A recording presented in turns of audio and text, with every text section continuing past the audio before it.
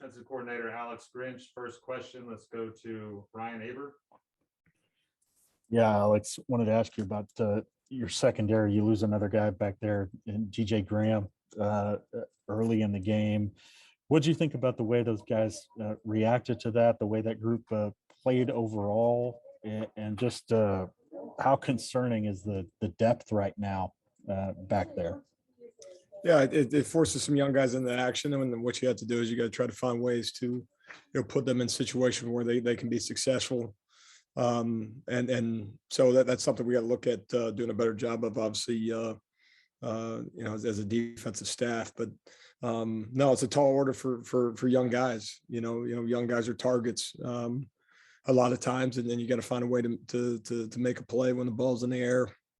And obviously, there's not many we made tonight. So we got to look at finding ways to put those guys in better situations. And no, it is concerning. Hopefully, get guys healthy, and that is something that the coming weeks will kind of see where that goes when we get guys back. But in any event, I think there's some young guys we're excited about, and we got to do a better job putting them in the situation to be successful.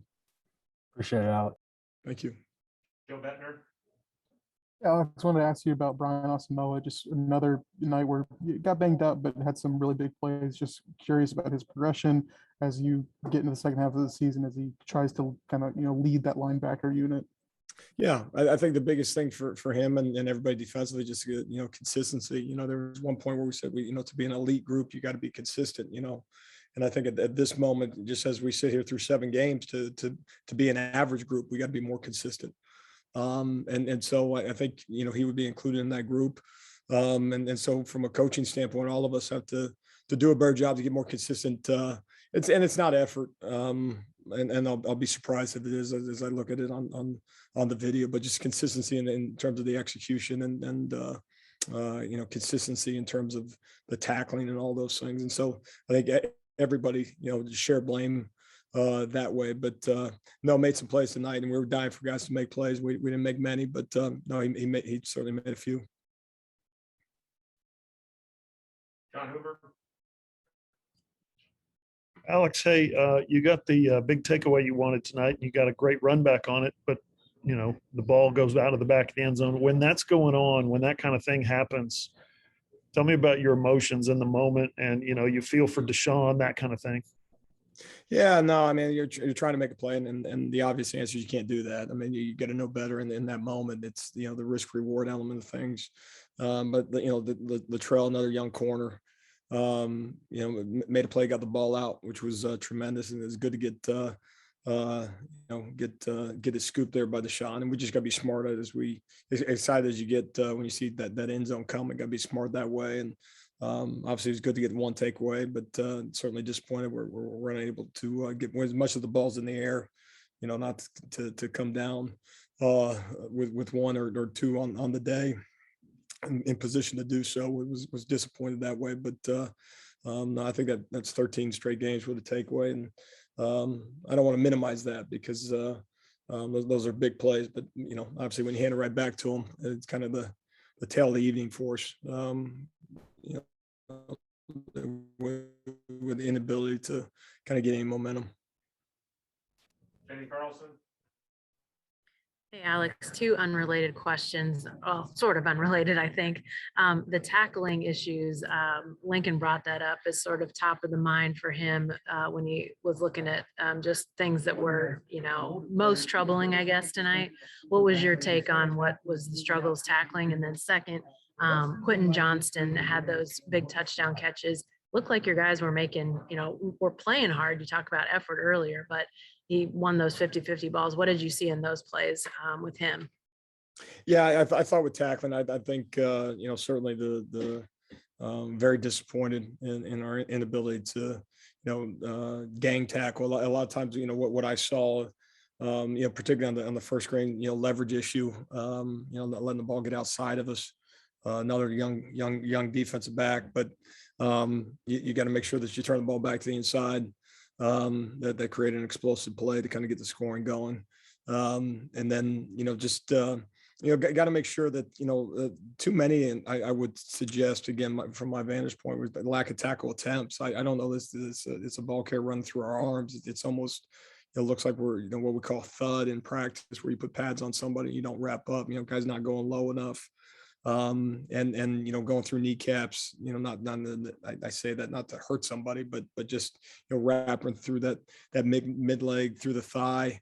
And then in some other instances, again, the lack of tackle attempt is, kind of an excitement level. You got an opportunity to make a tackle in space, and overrunning the ball at times, couple times, have an opportunity to get, maybe a sack or TFL in the backfield, not taking it completely to the ground. And so this is that finishing aspect of things is not there for us. I think it doesn't matter. You said, well, we coach it. Well, it obviously appears that we don't. And so we got to do a better job of that as coaches. And then you mentioned the deep balls and with top down defense in theory. But when an offense is willing to put the ball in the air into coverage, you watch as much football as probably I watch. I mean, those balls can, you call them 50-50 balls for a reason, because they're low percentage throws. Right now against our defense, they're very high percentage throws. And so offenses are getting rewarded for, again, it doesn't have to be a perfect ball. It can be underthrown. It can be inside or outside shoulder. And we're failing to make that play. So we got to, change some checkers at times. And then that goes back to depth. And then the other side of it is, how can we protect some guys and not put them in those situations? And there's only so many coverages you can run that doesn't include someone making a play on the ball. So you can change a checker, but you still need a checker, and someone's got to make that play. So any event, obviously did a real poor job that way coaching. Brandon Drum.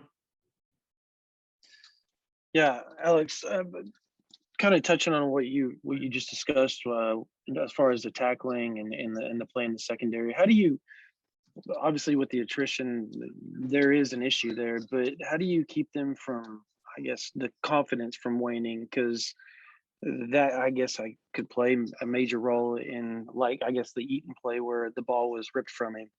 Yeah. How do you keep them keep their heads up as far as, to not allow to snowball them on that? Yeah.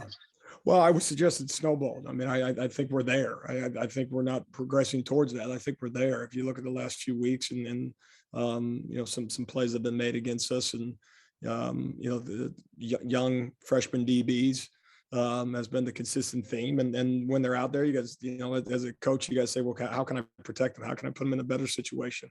That's the first thing that you look at. And then what you do is, you grab them and you explain to them, they're out there for a reason.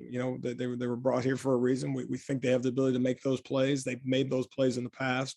They got to do it under the lights on Saturdays. And so I think as much as anything is just communicating with those guys to hang in there. It's a tall order. It just is. The defensive lineman, misses a gap, no one knows about it. Defensive back doesn't make the play, the whole world knows. It's kind of like a quarterback. So no, we got to hang with those guys, and like I said, we got to find ways to, as best we can, to put them in the best situations possible. And but from a confidence standpoint, you can tell them, but it ultimately comes down to those reps in practice. It starts there because it has to. You get a lot more practice reps than you do game reps over the course of a week. And then, ultimately got to do it in the game when your number's called. James Hale. Alex, you guys end up winning the game. I know you're not real happy with everything, but just how well do you feel like you guys played? You made enough plays to win the game at the end. You've talked a lot today about several things. How do you feel like that you guys just did today? Well, I mean, there's not a lot of teams in the country that are 7-0, and obviously, our expectation is a whole lot higher than, in terms of our performance, a whole lot higher than, what we've been, putting on film over the last couple of weeks. And so there's a pattern forming. And so, that's the first thing you think about, the things you got to fix. You got two options as the coach: either enhance things that are good, or you fixes right now. And you're saying, okay, why can't we get it fixed? How am I failing as a coach? So you may go down that road, but certainly, to be a 7-0 football team and not play your best football, and then still, find a way to make enough plays to get enough stops, to find yourself in the win category is certainly exciting. And I'm excited for the guys that they can celebrate another victory on a Saturday night. But I also think there's better football in us. I believe that. Despite kind of getting proven wrong here recently, I still have a belief in this group, and from young guys to old guys, I think our best football is in front of us, and we got to get it out of them as a coach. Thanks, Alex. Congrats. Thank you. Any more questions? Ryan Haber, last one. Yeah, Alex, asked you a lot about depth and on the back end. Excuse me. I wanted to ask you about Pat Fields. The number of snaps that he's playing right now. What do you think about the way he's handled that kind of workload? What does it mean for him moving forward as we get into the end of this long stretch of 9 consecutive games? And what do you think about the way he played tonight and has played to this point in the season? No, I think Pat's been kind of a steady guy for us. Really has, has loved to have more production. That hasn't had a lot of balls actually thrown his way in coverage, maybe as much as some other guys. But no, he's been steady. You got Turner Yell out, you got Woody out. Obviously, DJ went out tonight. So a guy like Keyshawn Lawrence stepped up. Justin Broyles has stepped up.